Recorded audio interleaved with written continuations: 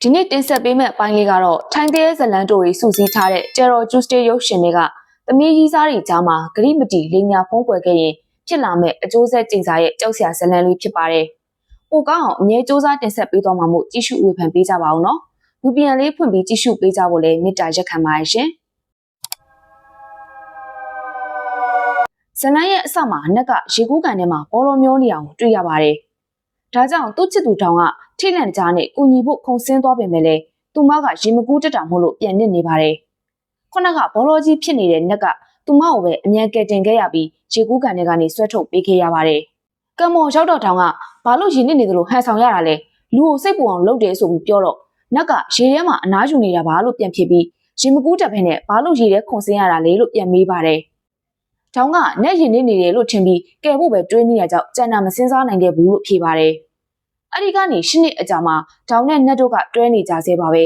။ကားထဲမှာထိုင်နေရင်တောင်ကနက်ဘာတွေတွေးနေရလဲလို့မေးပါတယ်။နက်ကဝန်ခံစရာရှိတယ်လို့ပြောတော့တောင်ကလေးနဲ့စွာနားထောင်ရင်နက်က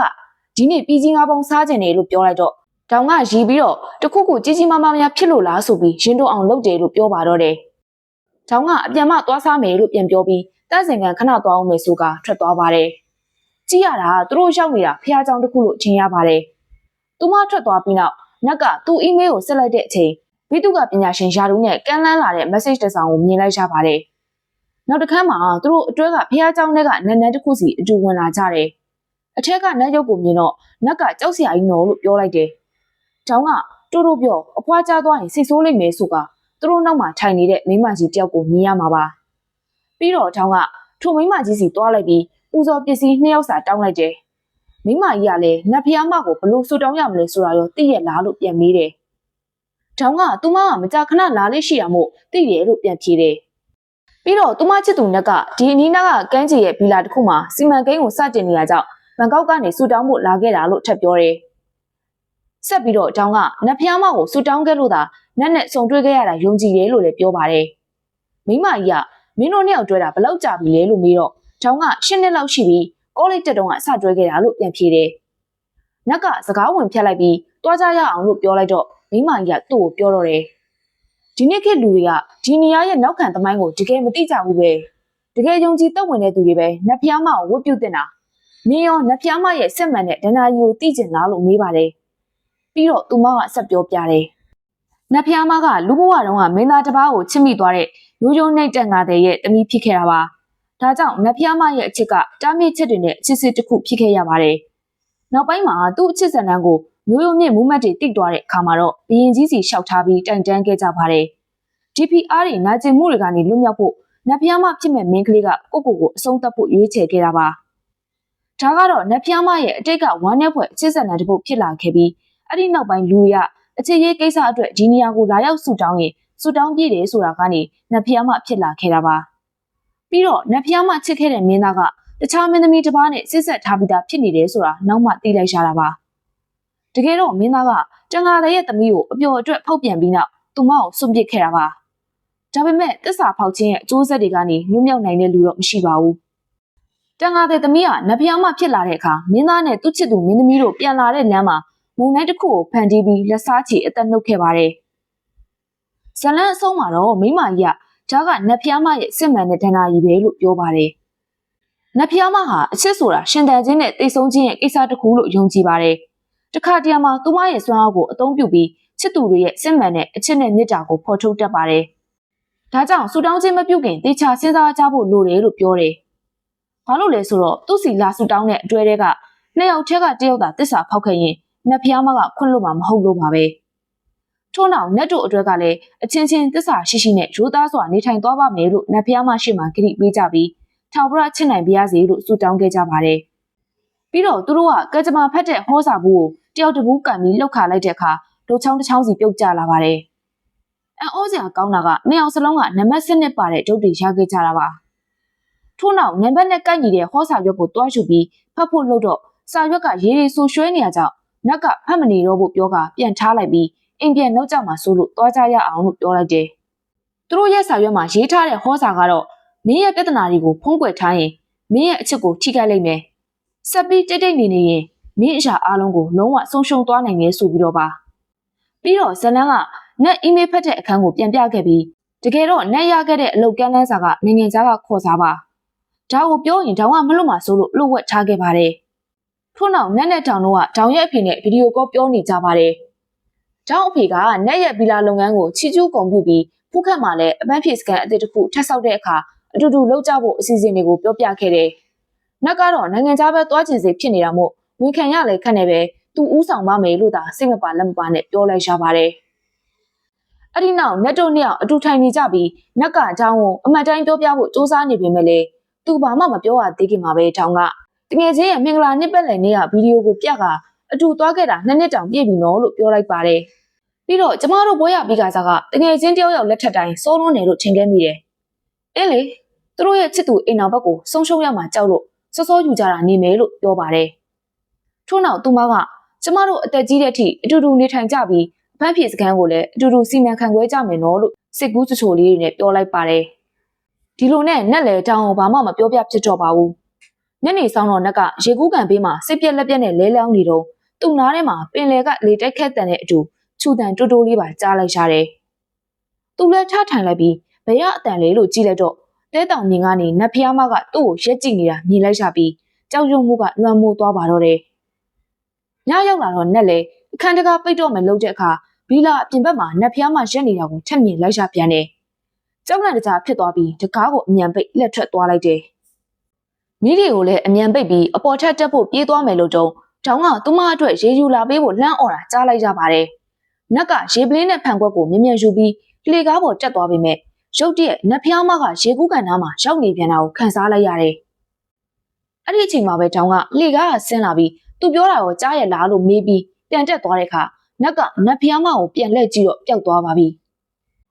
နက်အပေါ်ထက်ကိုရောက်သွားတဲ့အခါတောင်ကအခန်းထဲမှာမရှိပေမဲ့ရေပိုက်ကောင်းကရေကပွင့်နေတာကိုသတိထားမိလိုက်တယ်။နောက်ဝင်ပြီးပိတ်လိုက်တဲ့အခါရုတ်တရက်တယောက်ယောက်ငိုနေတဲ့အကိုကြားလိုက်ရပါတယ်။သူ့အတန်ကြားရကိုလှည့်ကြည့်လိုက်တော့တောင်ကတောက်မှကြောက်လန့်တကြားရက်နေတာကိုတွေ့လိုက်ရတယ်။အဲ့ဒီအချိန်မှာပဲခြူတန်တွေကအစတင်မိလာပါတော့တယ်။နက်လေတောင်ကြည့်နေတဲ့ဘက်ကိုလှည့်ကြည့်လိုက်တော့နတ်ဖျားမကထွက်လာခဲ့ပါပြီ။သူတို့လည်းကြောက်လန့်တကြားနဲ့ထွက်ပြေးဖို့အောက်ထပ်ကိုပြေးဆင်းသွားပေမဲ့နတ်ဖျားမကအရှိတကားကိုပိတ်ရက်ထားတာကိုတွေ့လိုက်ရတယ်။သူတို့ကြောက်ပြီးနောက်ဆုတ်လိုက်တဲ့အခါနတ်ဖျားမကသူတို့စီချင်းကပ်လာပြီးနက်ကတောင်ကိုဆွဲပြေးဖို့ကြိုးစားပေမဲ့တောင်ကခလုတ်တက်ပြီးလဲကျသွားပါတယ်။နက်ကိုလည်းမမြင်ရတဲ့ဓားတွေကလိုက်ခုတ်ဖြတ်တိုက်ခိုက်နေပါတယ်။ဓားရတွေနဲ့သွေးတွေလည်းပေးကျလာပြီးဓားရတွေကြောင့်လဲကျသွားပါတယ်။ဒါပေမဲ့တောင်ကသူ့စီအပြေးလွှားနဲ့ရောက်လာတဲ့အခါနက်ခန္ဓာကိုယ်ပေါ်ကဓားတန်ရတွေကမရှိခဲ့သလိုပဲပျောက်ကွယ်သွားပါတယ်။နတ်ဖျားမကလည်းသူတို့အနားရောက်လာပြီးတော့ဖျားเจ้าမာတော့ကနက်ချန်ထားခဲ့တဲ့ဟောစရန်စာရွက်ကိုသူတို့ရှိမှပြစ်ချပေးလိုက်ပါတယ်။နတ်ဖျားမကနက်ကိုစိုက်ကြည့်နေတာမို့နက်လည်းကြောက်ကြောက်နဲ့စာရွက်ကိုကောက်ယူပြီးအတန်ကျဲကျဲနဲ့ဖတ်ပြခဲ့တယ်။လှုပ်ဝက်ချက်တွေကိုနှလုံးသားထဲမှာမသိမ့်စီးပါနဲ့။ဖုံးကွယ်ထားတဲ့အရာအလုံးကိုမျှဝေပါ။ထွက်ပြေးဖို့မကြိုးစားပါနဲ့။လုံခြုံမိအသက်ရှင်ခြင်းရင်တယောက်နဲ့တယောက်ရိုးသားပါ။အဲ့လိုဖတ်ပြလိုက်တော့ထောင်ကအဲ့ဒါဘာကိုဆိုလိုတာလဲလို့မေးပါတယ်။ထောင်လည်းပြန်ဖြေဖို့တွန့်ဆုတ်နေရမို့နတ်ဖျားမကထောင်ရဲ့လေပင်ကိုဖြည်းဖြည်းချင်းဆွဲညစ်ဖို့လက်လန်းလိုက်တော့မှမလုံနဲ့လို့အော်ကထောင်ကိုပြောပြပါတော့တယ်။နက်ကပြီးခဲ့တဲ့နှစ်ကသူ့ရဲ့ပိုဖိုလီယိုကိုဆွီဒင်နိုင်ငံကကုမ္ပဏီတစ်ခုစီပေးပို့ခဲ့ပြီးတဲ့နောက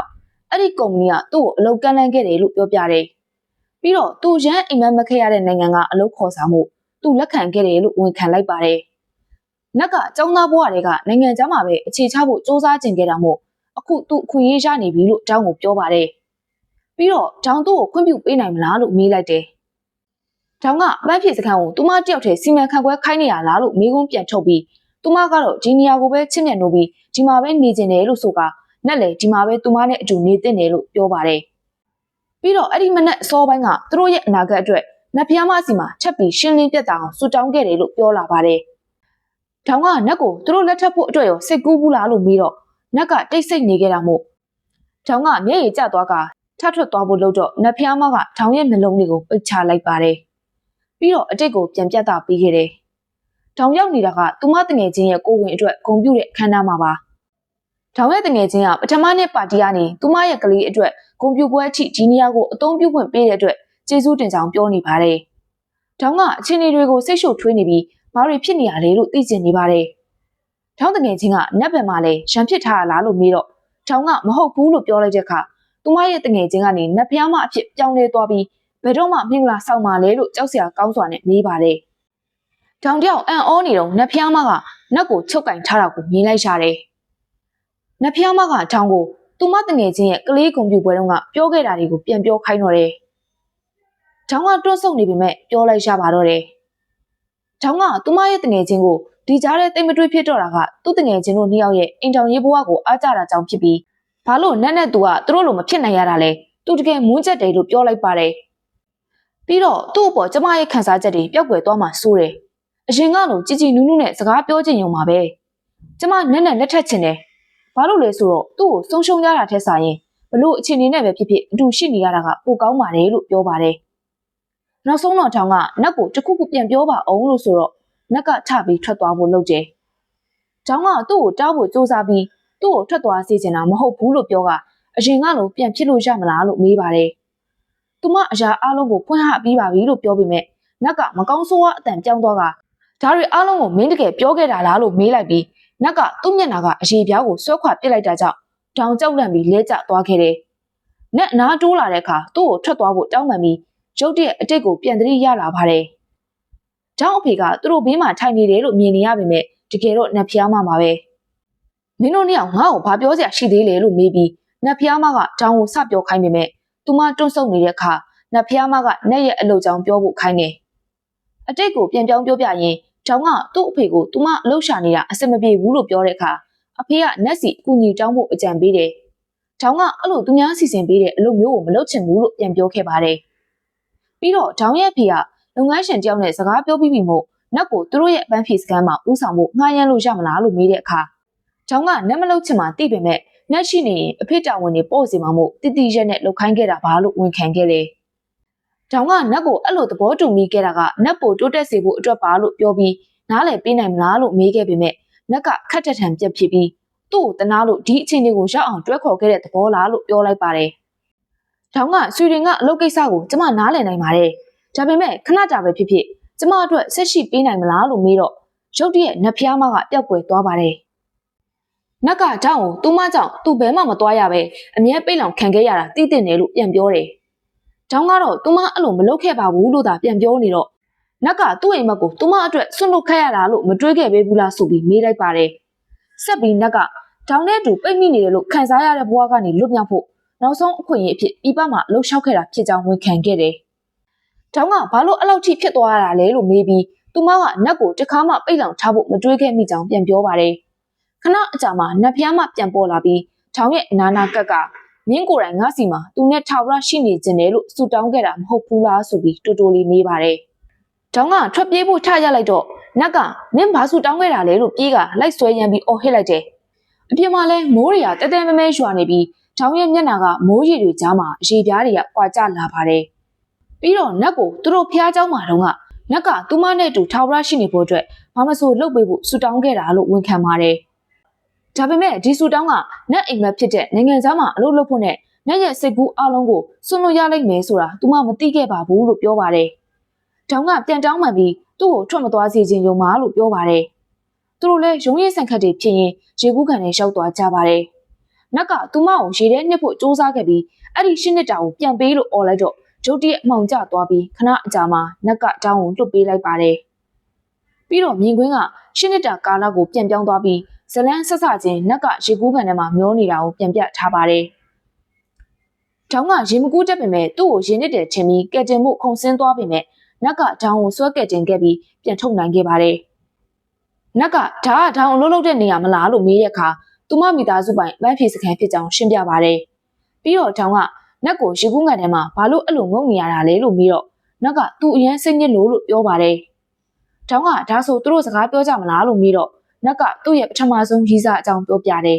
။သူတို့ကကိုရန်နဲ့ကအတူရှိခဲ့ကြပြီးနတ်ကသူမကိုသူ့ရဲ့နောက်ဆုံးရီးစားလို့အမြဲထင်ခဲ့ပေမဲ့သူမကတော့နတ်ပေါ်အဲ့လိုသဘောမထားခဲ့ပါဘူး။နောက်ဆုံးမှာအမှန်တရားကိုသိခဲ့ကြပြီးအဲ့ဒီကောင်မလေးကသူ့တငယ်ချင်းနဲ့ဖောက်ပြန်နေခဲ့တာလို့ပြောပြခဲ့ပါတယ်။တောင်ကသူမဟာမိသားစုပိုင်ဒီအပန်းဖြေစခန်းရဲ့ပါတီပွဲတွေကျင်းပဖို့တာဝန်ယူထားတဲ့သူတယောက်တာဖြစ်တယ်လို့ဝန်ခံပါတယ်။သူမဟာတငယ်ချင်းတွေအများကြီးရှိတဲ့လူတွေရဲ့ခံစားချက်ကိုလည်းနားလည်ချင်ပြီးတငယ်ချင်းတွေလည်းလိုချင်ကြောင်းစကားပြောဖို့မျှဝေဖို့တယောက်ယောက်ကိုလိုချင်ကြောင်းပြောတော့ နက်ကတယောက်ထဲနေရတာပိုကောင်းကြောင်းပြန်ပြောခဲ့တယ်။ကိုနားမှာနေပေးမဲ့သူနားထောင်ပေးမဲ့သူနားလည်ပေးမဲ့သူကိုနဲ့အတူတူကြည်ပြင်းလာပေးမဲ့သူတယောက်ရှိရင်ဘဝကလုံလောက်ပါပြီလို့ပြောရင်းအဲ့ဒီအခန်းကရက်သွားပါတယ်။ပြစ္ဆုတ်ပံကိုပြန်ပြတော့နက်တောင်တို့ပြန်လဲတင့်မြတ်သွားကြပါပြီ။သူတို့တွေဗီလာကနေပြန်ဖို့ကားပေါ်တက်တဲ့အချိန်နတ်ဖုံကိုဆွေးနွေးနိုင်ငံကုမ္ပဏီကကြိုးဆိုပါတယ်ဆိုတဲ့အီးမေးလ်တစ်စောင်ကိုရှောက်လာပါတယ်။အဲ့ဒီအချိန်မှာပဲချူတန်တွေကမြည်လာတော့နက်ကဗတ်မှန်ကိုကြည့်လိုက်တော့နတ်ဖျားမကိုလှမ်းမြင်လိုက်ရပါတယ်။သူလည်းအီးမေးလ်ကိုတောင်းကိုပြလိုက်တော့တောင်းကသူ့ကိုစစ်ချလက်ချနဲ့သွားဒီရကိစ္စတွေကိုသူမဖြေရှင်းပေးမယ်လို့ပြောလိုက်ပါတော့တယ်။ထို့နောက်နက်ကားဆက်နိုးလိုက်တဲ့အခါမှာနတ်ဖျားမကပျောက်ကွယ်သွားပြီးနောက်ဆုံးဇဝင်ကမှာတော့ဖျားเจ้าတွေကလူပွဲပစ္စည်းတွေပေးတဲ့အဖွားအိုကနတ်ဖျားမဖြစ်တယ်ဆိုတဲ့အကြောင်းပေါ်လာပြီးဇက်လန်းကိုအဆုံးသတ်လိုက်ပါတယ်။လူများစုဟာသူတို့ရဲ့အချစ်ရေးတည်မြဲဖို့အတွက်တဦးနဲ့တဦးအမှန်တရားတွေကိုဖုံးကွယ်ထားတတ်ကြပါတယ်။အချစ်ကိစ္စအတွက်ကိုဖြစ်ချင်တာကိုလုပ်ယူဖို့ဆူတောင်းတာဟာအချစ်စစ်ကြောင့်တဲ့မိမိတို့ရဲ့အလိုရှိမှန်းနဲ့အတ္တတွေကြောင့်ဖြစ်နေတတ်ပါတယ်။တခါတလေမှာချစ်သူနှစ်ယောက်ကတဦးနဲ့တဦးအပြန်အလှန်ယုံကြည်မှုရှိဖို့ဆိုပြီးအမှန်တရားအလုံးကိုသိဖို့စ조사ခြင်းကပိုပြီးအန္တရာယ်များကြောင်းပုံဖော်ထားတဲ့ရုပ်ရှင်လေးပါ။နောက်တစ်ပိုင်းမှာပြန်တွေ့ကြပါမယ်နော်။